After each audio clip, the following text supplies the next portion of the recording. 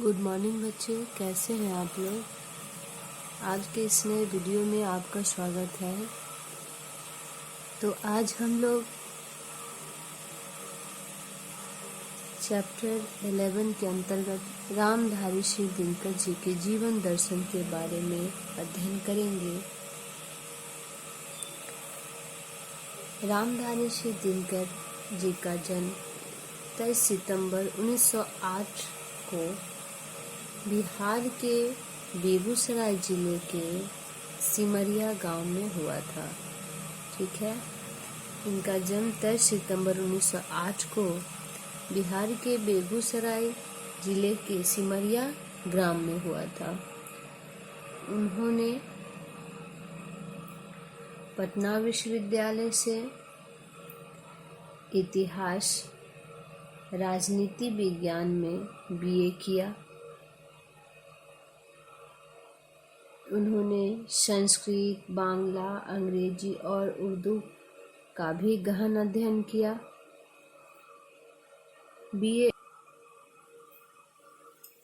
BA की परीक्षा उत्तीर्ण करने के बाद वे एक विद्यालय में अध्यापक हो गए।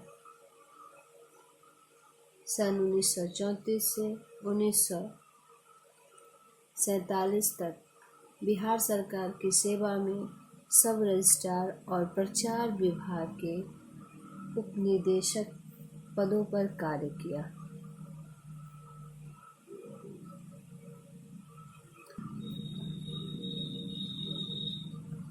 सन 1950 से 1952 तक मुजफ्फरपुर कॉलेज में हिंदी के विभाग अध्यक्ष रहे।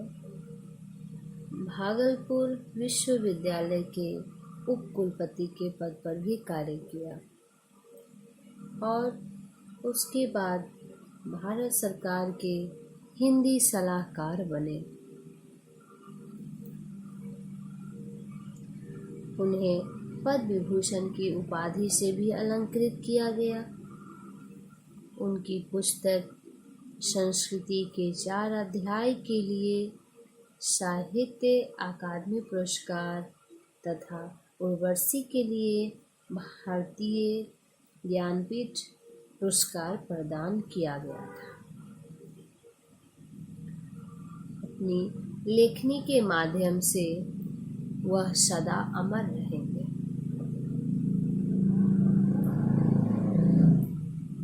द्वापर युग की ऐतिहासिक घटना महाभारत पर आधारित उनके प्रबंध काव्य कुरुक्षेत्र को विश्व के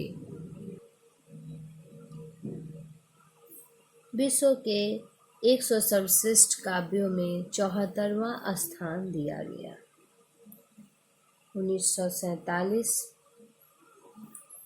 में देश स्वाधीन हुआ और वह बिहार विश्वविद्यालय में हिंदी के प्राध्यापक व विभाग अध्यक्ष नियुक्त होकर मुजफ्फरपुर पहुंचे।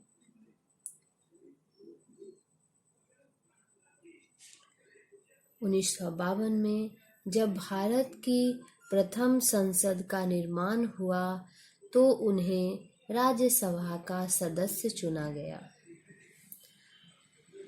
और वह दिल्ली आ गए। दिनकर 12 वर्ष तक संसद के सदस्य रहे और बाद में उन्हें सन 1964 से 1965 ईस्वी तक भागलपुर विश्वविद्यालय का कुलपति नियुक्त किया गया। लेकिन अगले ही वर्ष भारत सरकार ने उन्हें 1965 से 1971 ईस्वी तक अपना हिंदी सलाहकार नियुक्त किया और वह फिर दिल्ली लौट आए।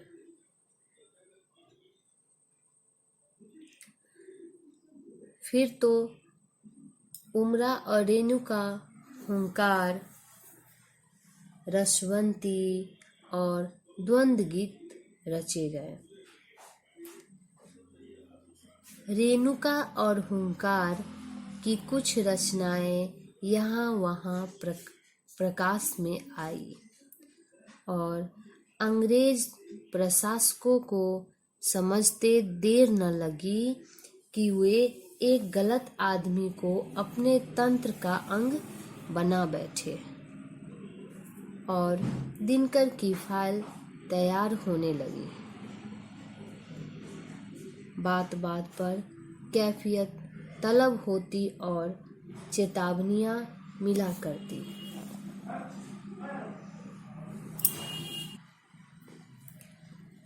चार वर्ष में 22 बार उनका तबादला किया गया अर्थात ट्रांसफर किया गया। रामधारी सिंह दिनकर स्वभाव से सौम्य और मृदुभाषी थे, लेकिन जब बात देश के हित अहित की आती थी तो वह बेबाक टिप्पणी करने से कतराते नहीं थे। ये छायावादी काव्य आंदोलन को संपूर्णता प्रदान करने वाली उत्तर छायावादी काव्य धारा के महत्वपूर्ण कवि के रूप में चर्चित है। राष्ट्रीय सांस्कृतिक गौरव का गायन करने वाले दिनकर ने प्रकृति के बिंबों के सहारे मनुष्य जीवन की महत्ता और उद्देश्य स्पष्ट किए हैं। उनकी नज़र में देशों की भौगोलिक सीमाओं का महत्व नहीं है,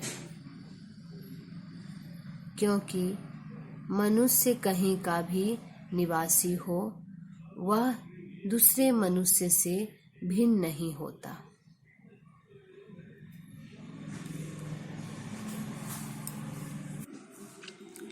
इन महान विभूति का निधन 65 वर्ष की आयु में 24 अप्रैल 1974 को हो गया।